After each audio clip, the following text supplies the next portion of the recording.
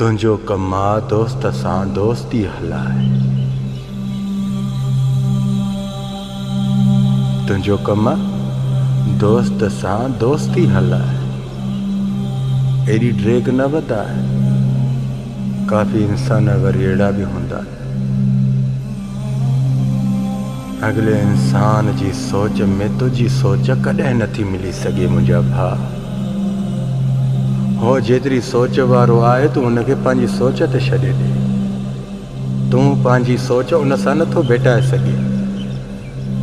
जेकॾहिं तूं पंहिंजो पाण खे उन दोस्त जे आॾो शेर सम्झंदे त उहो वरी सवा शेर थी हूंदे। काफ़ी इंसान ग़लती करे वेंदा आहिनि। दोस्तनि खे चई विझंदा आहिनि त तूं मुंहिंजी इज़त नथो करे। हाँ, तूं मुंहिंजी इज़त नथो करे। मां तोसां एॾो भलो थो हलां, तूं मूंसां सरे जे बराबरि बि तूं भलो नथो।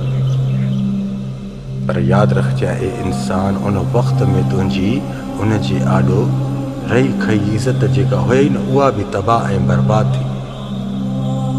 ऐं जेसि ताणी जीअरो हूंदे तेसि ताणी हुन सां दोस्ती हूंदई, उहो हाणे तोखे अज़ियत ऐं तकलीफ़ ऐं परेशानी खां अलावा ॿियो कुझु बि न ॾींदई।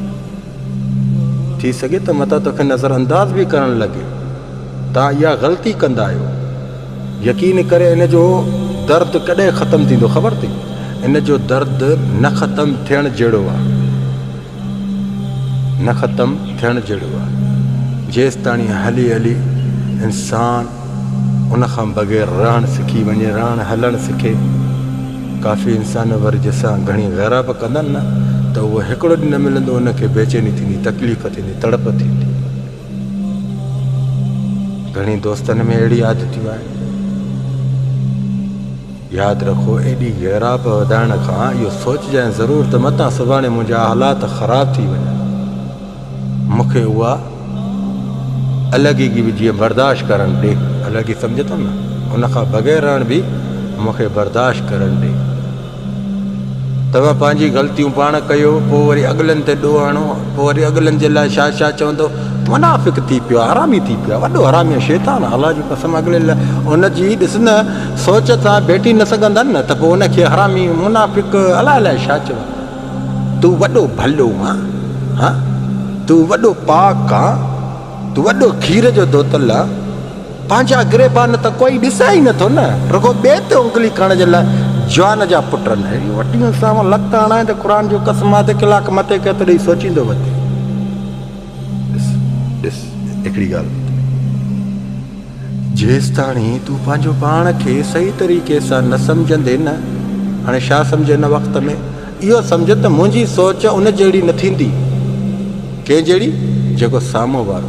वरी साम्हूं वारे जी सोच मूं जहिड़ी न थी सघंदी।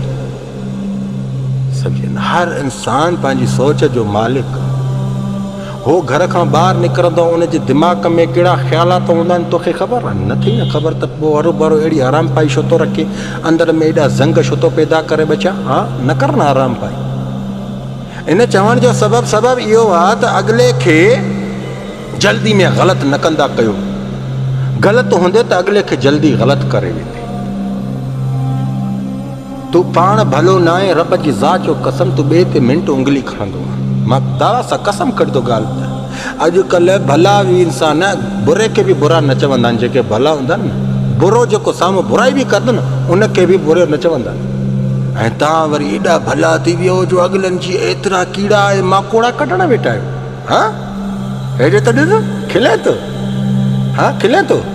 ईअं न कर न। इहा हराम पाई रब ज़ुल जलाल वल इकराम खे नथी पसंदि। अल्लाह जो कसम, पंहिंजा नुक़सान था पाण था कयो, ज़हनी सुकून तबाह था कयो, पंहिंजे पाण खे बर्बाद था कयो। यादि रखो, हे इंसान उहो थींदो आहे जेको हर को पंहिंजी सोच जो आहे। उहो न थींदो आहे जो ॿिए जी सोच ते तूं हली सघे। न हली सघंदे डांबर, न हली सघंदे। अल्लाह जो कसम, सम्झे न? हेॾे ॾिस थोरो खिल। ओ ईअं मां सदको वञाए पोइ घुटा ॾियां, ईअं खिलंदा रहो न त मूंखे बि ख़ुशी थी। जज़ाकल्लाह ख़ैर, मां सलाम।